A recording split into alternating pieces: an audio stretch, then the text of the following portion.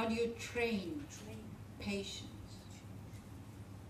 Is life giving us the tools to train patience? Yeah.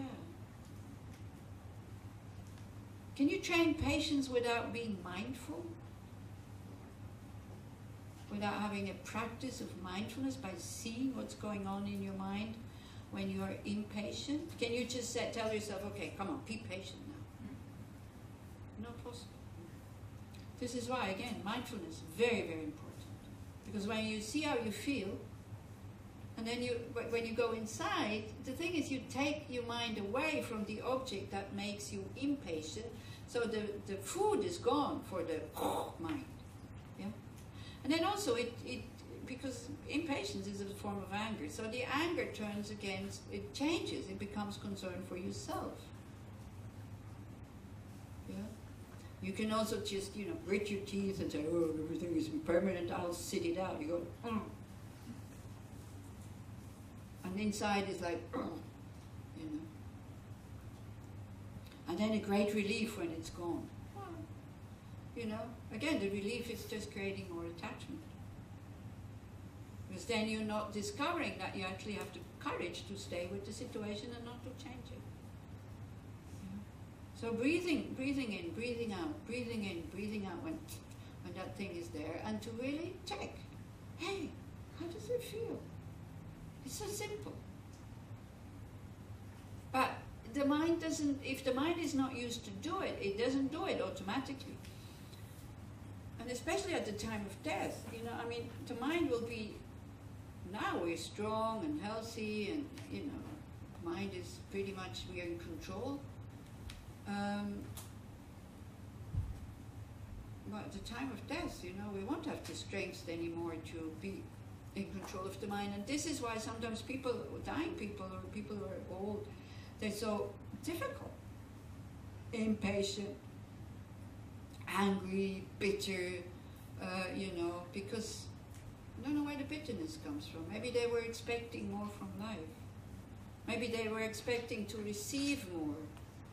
This for parents, maybe as a parent, you expect your children to be grateful to you for the rest of their lives, and whenever you need them, that they will come running, which would be reasonable, because whenever they needed you, you were there for them when they were small. So maybe unconsciously we expect something like that. Is it like that? Are they really here for us every time we need them as parents, when we're old, when they're grown up? Are you, maybe turn the whole thing around, but I don't want to make you feel guilty. Are you really available for your parents whenever they need you, the same way they were available for you when you needed them when you were small and dependent? Not really.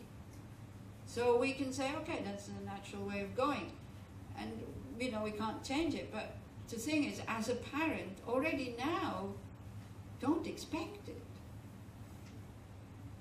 So you have more chance for them to come, because you'll be less bitter and less demanding and less accusing.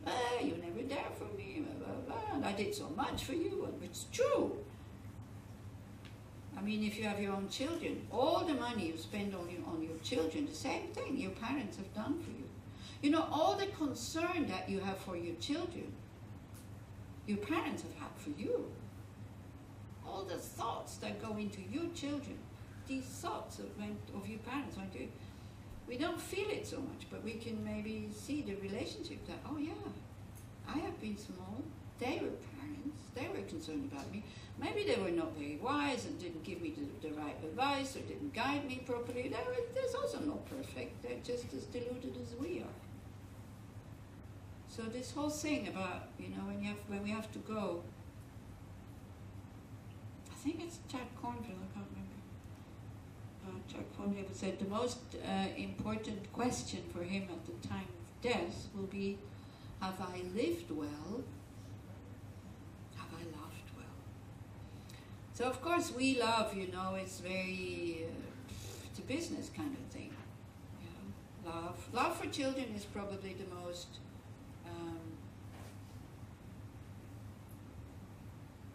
natural one, Oh, when I see the patience that parents, the young parents have with their small children, wow, it's amazing. There must be some chemicals somewhere that makes that possible.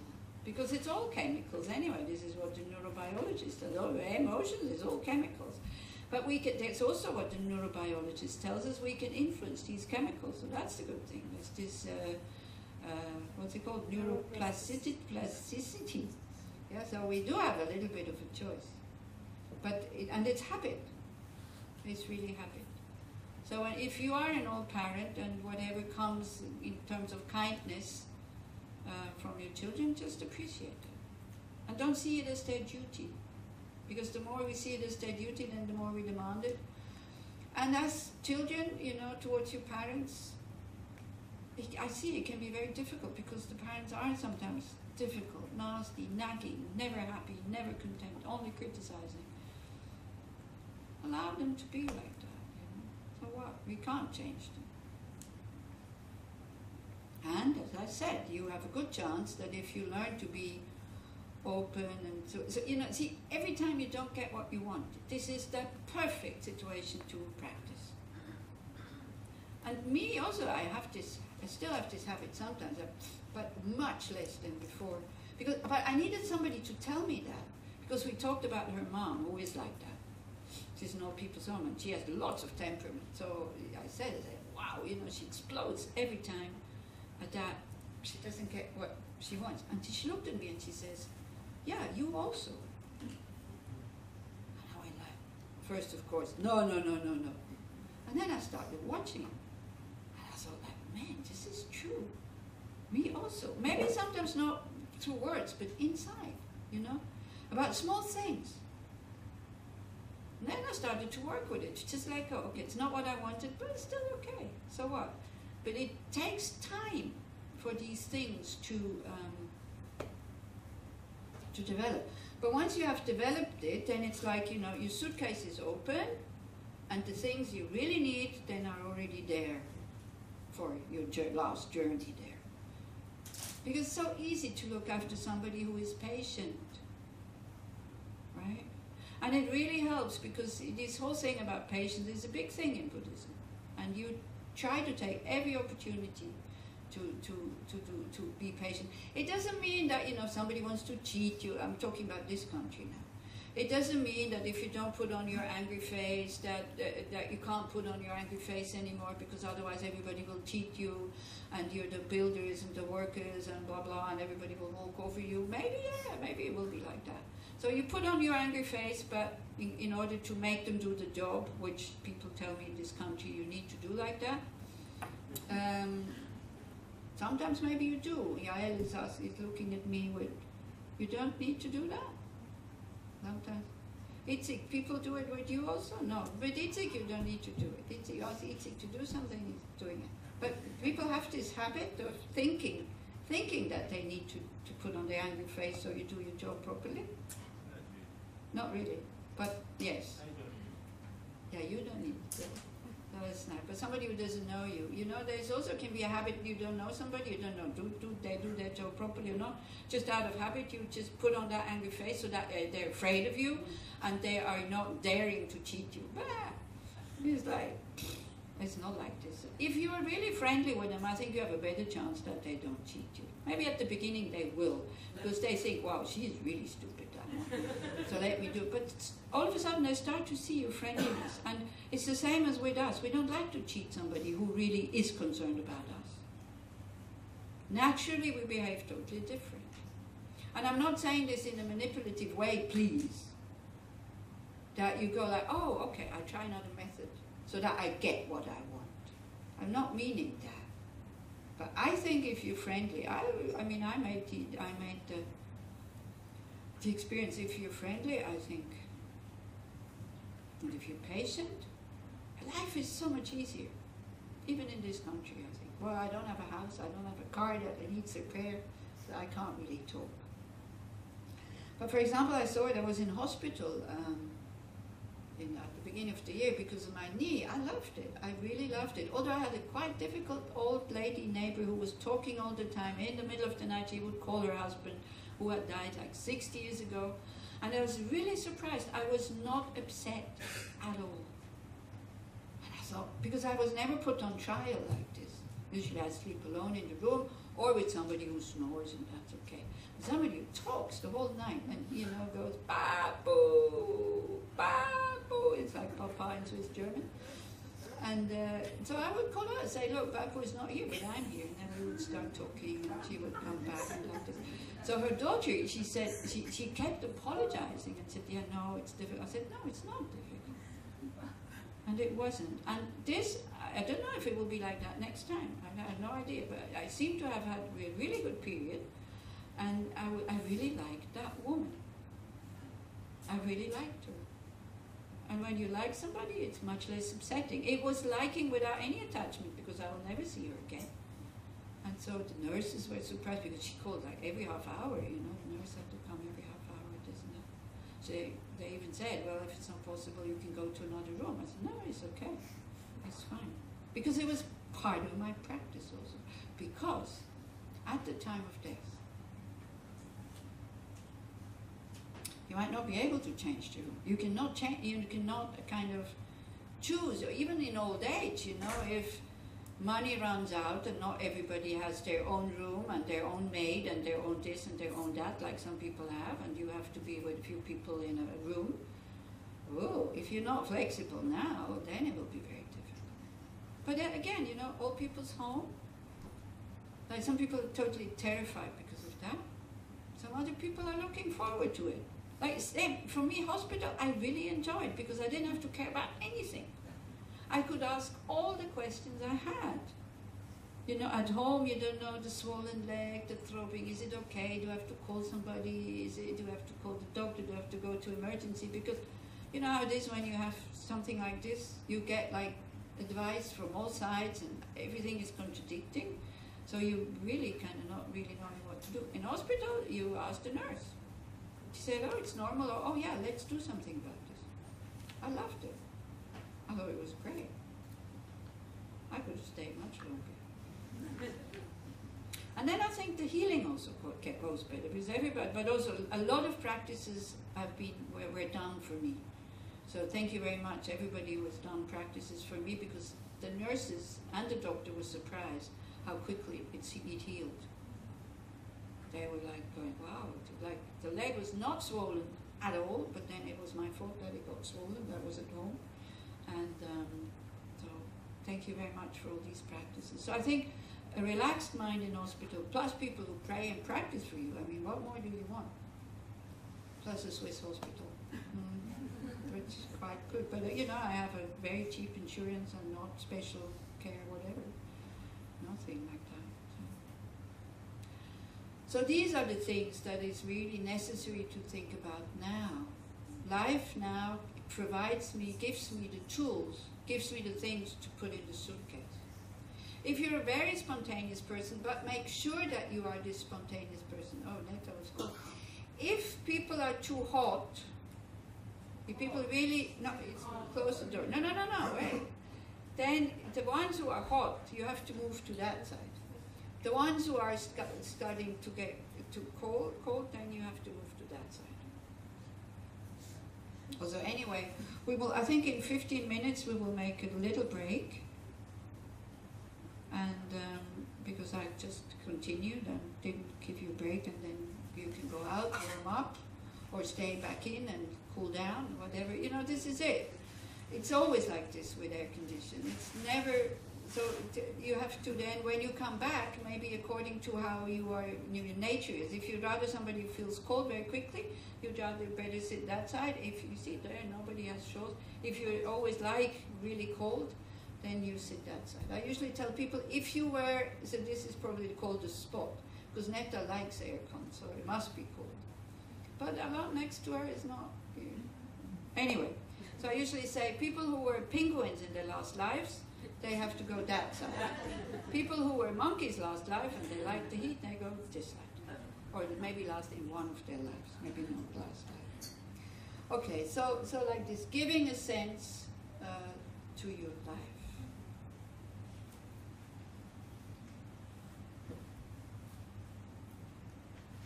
You have to find out what that is. ways. You know, just wishing and hoping is not changing the mind. It's not changing your habits.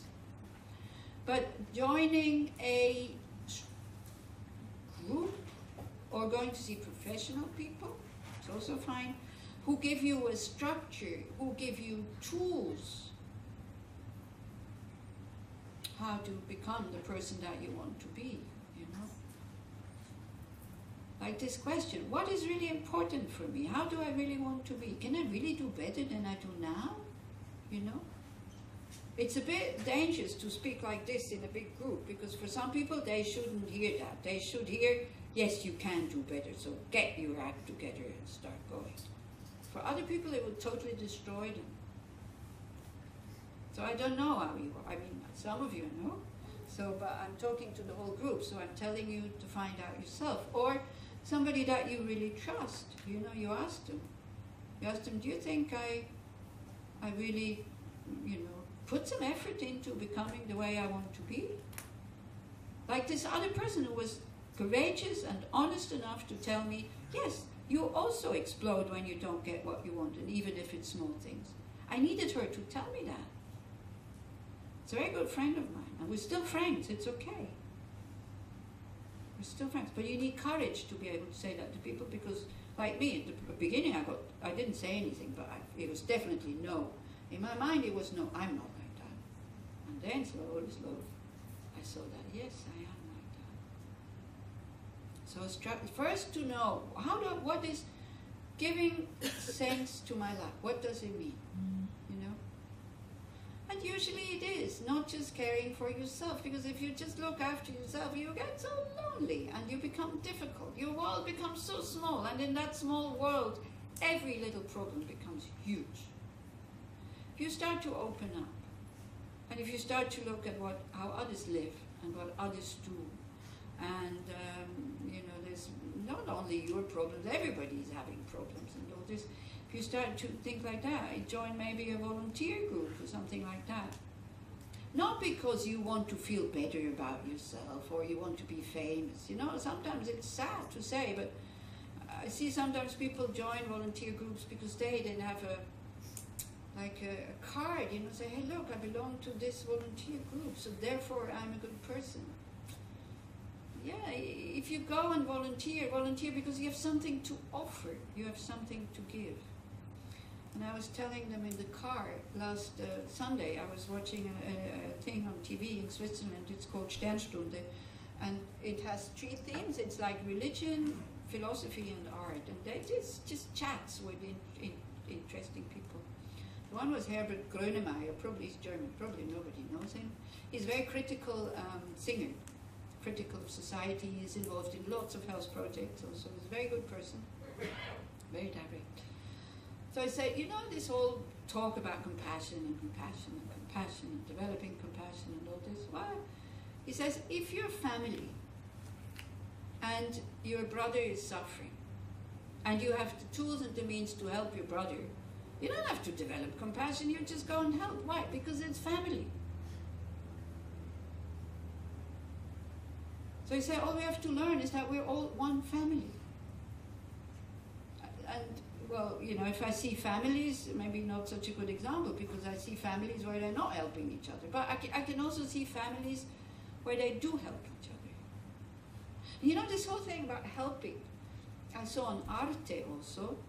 I mean, I don't find these programs myself. People send it to me, so that's really nice. I think it was maybe France, America. This thing about small children, that small children, very small children, have this natural inclination to help.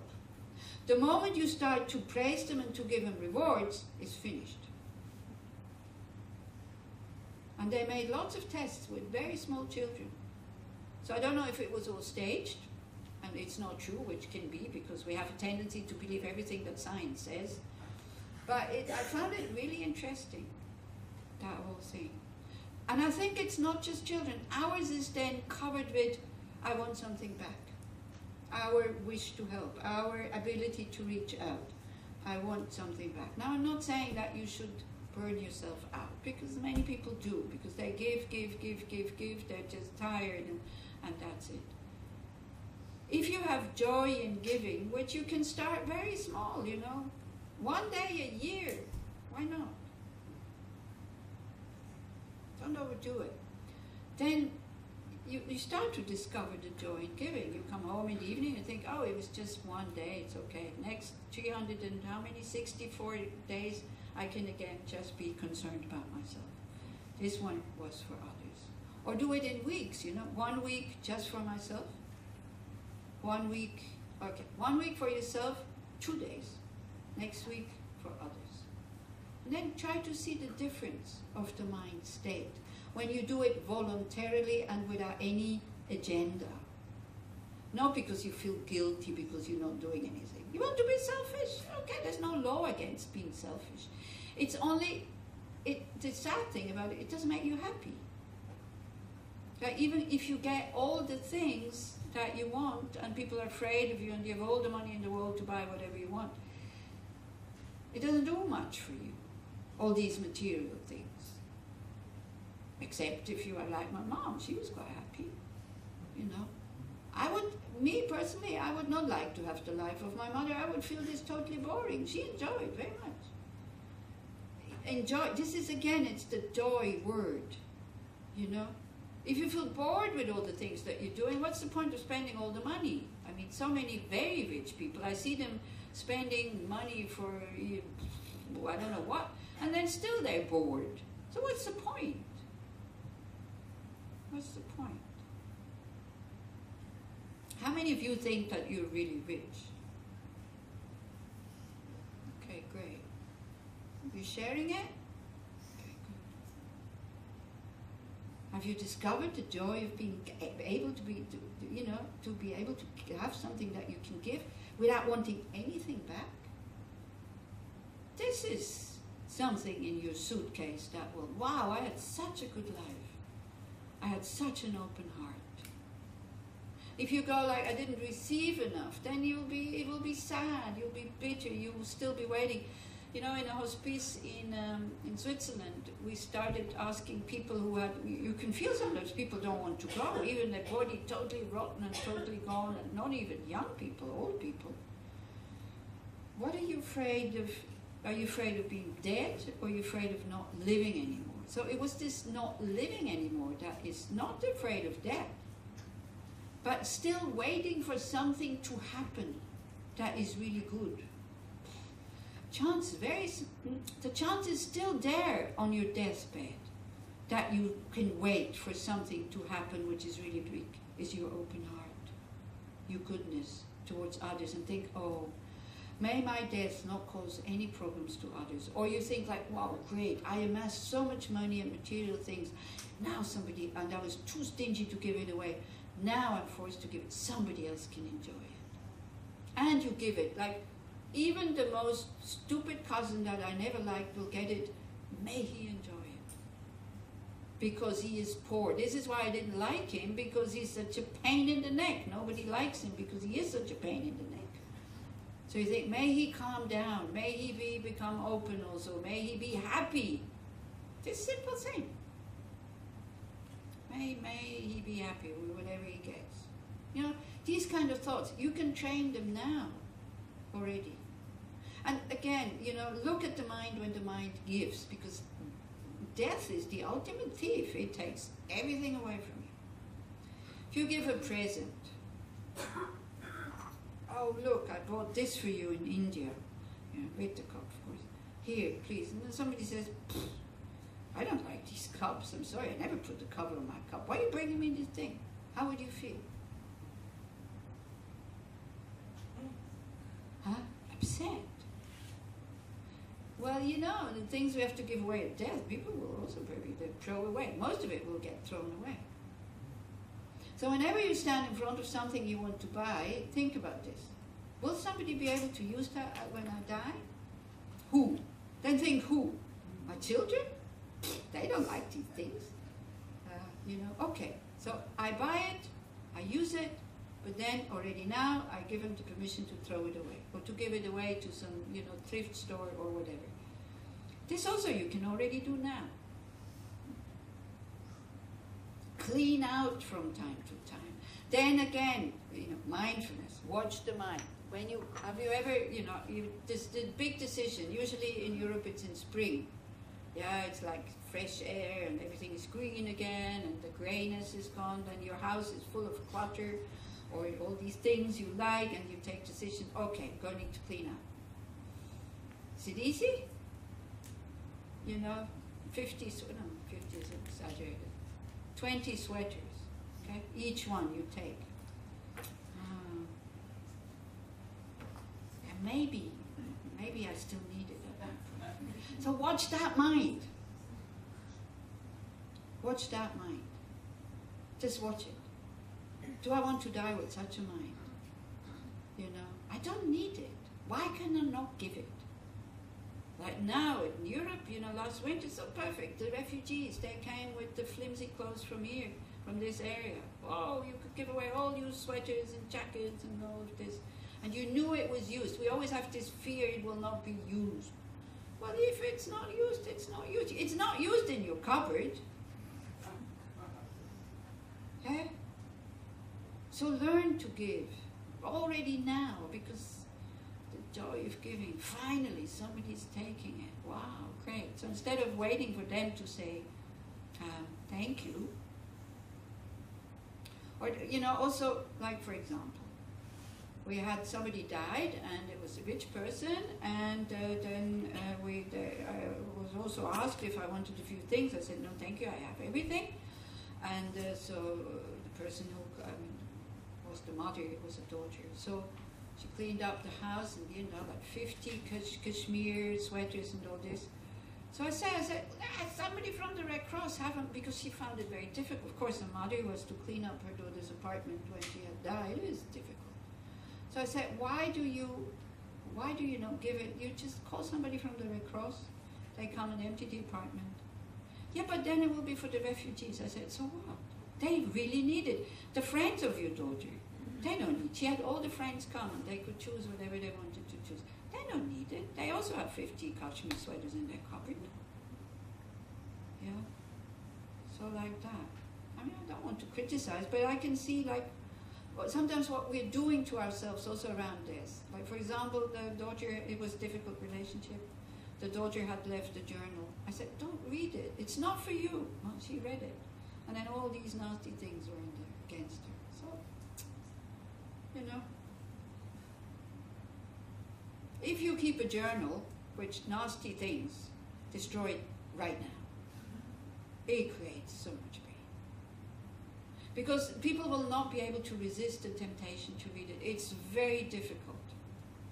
A book where you write in every day how you feel and all that. It's very difficult not to resist the temptation. So again, this is I think a very sensible advice, because I saw what happened with these other journals. Then she didn't know what to do with them. Do I throw them away? I can't throw them away. I said, okay, bring them to me. You come. This is Tibetan Buddhism, fantastic. You can invent a ritual for just about everything. And it really helps. Rituals really help, because I said we burn them, and emptiness, you visualize all it's just letters. You take them apart, not the words, but just the individual letters, and you let them go out into the universe, and you write peaceful messages to your daughter that may she be well, wherever you're reborn, may you have a better mother, something like that, Or may the relationship between, I didn't say this as bluntly as that. I kind of said, the relationship, if you meet again, may the relationship be good, for example. May it be peaceful, may it not so difficult. In your next life, may you find the perfect parents, that it will be harmonious and you will have the same, because their interests were so different. That's why there was so much conflict. It's not that one is better than the other, it's just that they're very different, and that happens sometimes. So we made this, and then smoke, and then I said, imagine the smoke becoming everything that your daughter needs. It is actually a formal practice, this offering of smoke, burning things, offering of smoke, it becomes everything what people need. Perfect. It really helped her. Our neighbor was not happy. Oh, it was such a story. Came, threatened us with the police and the firemen. Then I had to go and apologize there, but even that, because it's a neighbor who writes anonymous letters, even with the practice of patience and not getting angry. So the woman comes, but they're burning these things, and she goes, "Stop immediately! I'll call the police. I called the fireman." And I said, "We have to stop because she'll do it, and it's illegal. You're not allowed to burn things in Switzerland openly." So we stopped. We continued afterwards in her house, and so I had a need to apologize because I could feel these two people are very unhappy people, old people. I didn't know who they were. I didn't know their names. So I asked somebody, nobody knew. So I tried to find out. Finally I found out, also through different circumstances, because I saw them standing at the window and looking what was going on. So I went, and then they disappeared. Then I went again. And so he opened the window. I said, "Look, I'm the one who caused the fire. I'm really, really sorry. I really want to apologize of having disturbed you." Because they were disturbed. This is why they were angry. And so he said, "Hey, it's okay. Anyway, it's like, it's not you, it's not the Buddhists that is disturbing us. It's like the young people in the house of parties." So I said, "Anyway, I'm sorry. Can I do something?" But no. So I left. But I went and bought them, I went to the most expensive chocolate shop in Bern. Not something cheap. And I wrote again a letter, and I said, "Look, I know it's difficult to live next to a Buddhist center. It's not difficult for me, but it's difficult for them because we're exotic. I'm dressed in a strange way, and sometimes we're not doing these things outside usually, but it was the fire. But if there's anything I do that disturbs you, just let me know. We can stop. We're not doing these rituals to disturb the neighbors. And this is my phone number, this is my email. Never a word, never ever anything. No thank you, no nothing. I see some of you know, this is how people are. Wait, the story's not finished." Then maybe half a year later, another nun comes and says, "Oh, I saw such and such." And he said, he called me because he thought I was you, and he wanted to thank me for the chocolates. 6 months later, you see. And then I was so happy that he had approached somebody that he would never speak to somebody otherwise, He had approached me thinking it was me, and then he said, "Oh, give her my greetings." And I was so happy. Because I can see now when he sees me, he's not upset anymore. Because I'm not here to upset people. So like this, I think in a peaceful way, okay, this is Switzerland, it's not Israel, okay? So it might be more difficult here. And I'm not talking about political situations at all, but I think sometimes, at least I felt at ease. Like, I knew I had upset his mind and his wife's mind. I had an urge to do something about this. I did. And then I had to let it go. If I would have expected a thank you, then I would have been disappointed. But for me, these 50 francs for the chocolates were well spent. Because I had peace of mind. I wrote a letter apology. I put the chocolates in. From my side, no negative feelings towards him. I really want him to be happy because then I know they're easier neighbors. And so, and that was it. So for me, it's money well spent. Nothing from them coming back. For my peace of mind, I'm quite ready to spend 50 euros for my peace of mind. That's okay. So these things, when we feel that there's something that we need to clear up and all that, it's good to look at them. How do I want to live my life? What is it when I think about situation, I feel old? What could I do about this? First, forgive yourself for having made mistakes. We all make mistakes. It's very important. Then regret. Not guilt, just regret. Oh yeah, that was not a very skillful behavior. Because also with the smoke, I kind of knew that it would happen. Because I told the woman, let's try not to make too much smoke. We could have gone, from the beginning, we could have gone to her house. She has a huge house, huge garden, no neighbors. But I thought Buddhist center is more powerful somehow. It's more spiritual, it's more powerful. Because she was in a bad state. Oof. So I kind of suspected this. I thought it's not skillful. Next time, I'm not doing any fire here. I do it somewhere else. We can start to think like this. Then also to see, yeah, I did it. Okay, that's it. I cannot change that. Like Thich Nhat Hanh, who says, not being able to forgive or not for yourself or others, is like sitting there, not moving and hoping for a better past. Yeah, exactly. Ha ha ha. But this is what we do. We go to the past again and again. Why did I do it? Oh, instead of, okay, what can I do now? If you're too frightened to go to the person, do like me. I put the chocolate, I put it in the letterbox. I didn't dare to deliver it because we have still from ancient times. We had a milkman who would come and then put the milk in. So we still have from that time. We have the letterbox, which is like this, and then we have the milk box, which is like that for the parcels also. So I put it in there with the letter, and then it disappeared. I was afraid. I'm afraid of violence and like that. So so it turned. So you can also do like this if you don't want to come.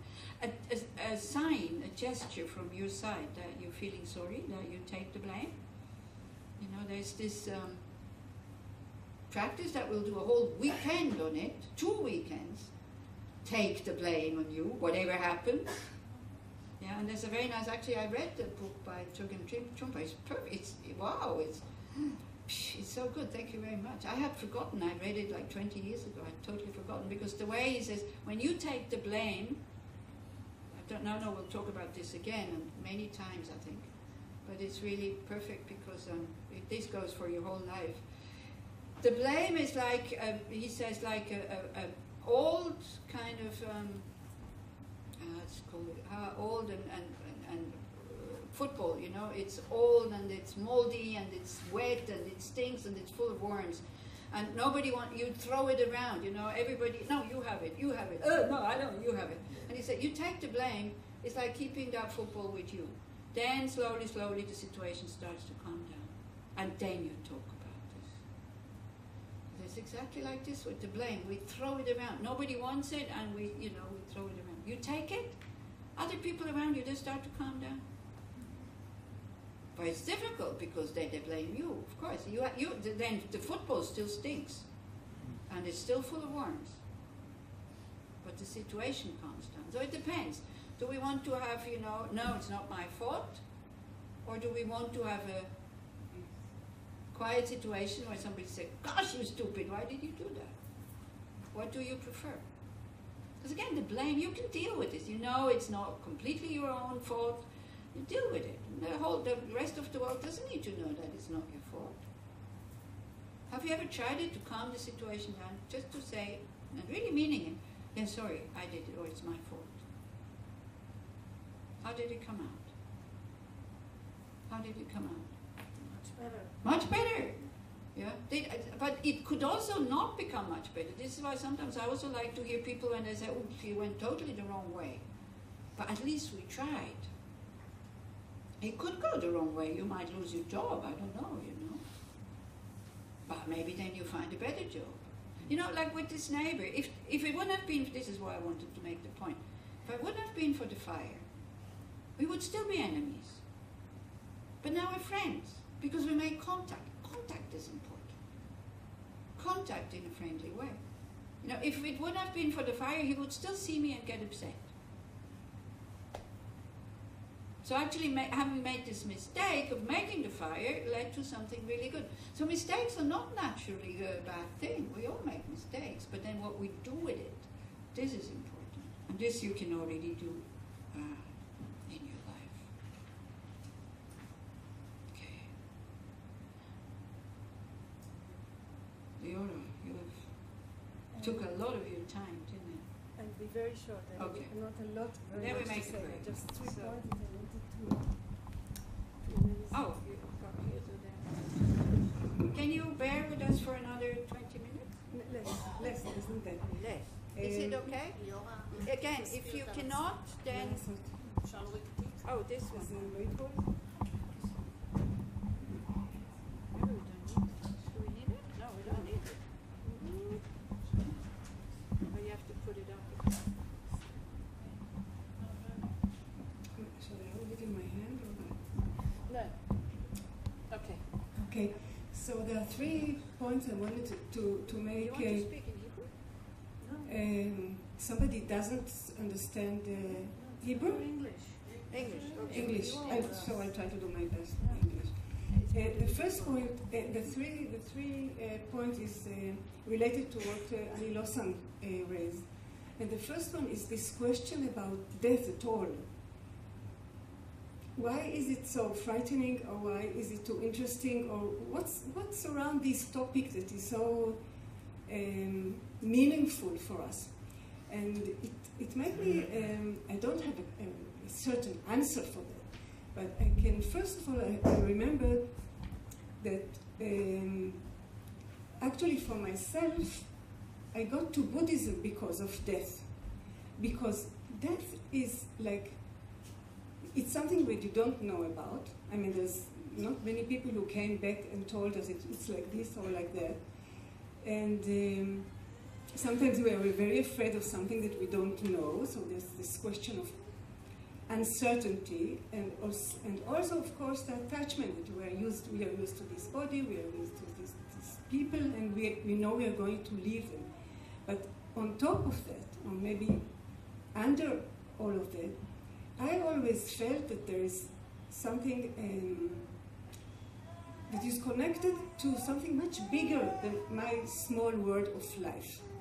And I had an attraction to understand what's going on in the time of death, during the time of death, and afterwards. Is there life after death or not? And I think that since I believe that everybody has this inside question of something bigger than me, than my life, that I want to lean on, that I want to have touch with, this question of what's more than me. So for me, this is the point to contact death, because there's this something much bigger. And in the Jewish tradition, they say that when somebody is dying, the Shekhinah, which is the feminine name of God, something very, very sacred, is near the head of the dying person. Something very sacred in the Jewish tradition said. And and the tradition said that if you go to see somebody who is dying, you sit down near him, not on the bed, because there's something very holy. And I feel that something like this, either you suffer or not, I mean that the other person is suffering or not, there's something much bigger than our everyday life there. And this is the one point that I wanted to raise. And then the other one is the old people. Because I'm on the way to cry. You because cry lots during the weekend. She does that all the time. You don't have to be. Yeah, and I'm okay. I just very emotional. And exactly. still, and she's working with. I'm working with old people, and it's and mainly in. Just relax, cry. We have a thesis for you. It's okay. I used to get worried at the beginning. Then I thought. Yeah. Oh, come on. It's not that. Thank you, anyway. So I work in an old people house, and mainly in the Machlaka Siyudit, where there are not dependent, how do you call it? I want to understand. Oh, sorry. Anyway, very old people, some of them with dementia, some of them cannot take care of themselves anymore. And also the ones that are not yet in this department, I see their suffering. You have to be internally so strong to go through that, to lose your body, the possibility to go from one place to the other, to go to the doctor. You have to have help for anything. And if you're not very rich and you can't have somebody to live with you and help you, or very dedicated children, you suffer. Everybody is suffering a lot. And it's no surprise that these people get very bitter. Unless you can see always the full half of the glass, it's so difficult. And for example, they live in a house that should take care of them, and they don't care. They don't take care of them completely. It's a commercial business, this parents' house.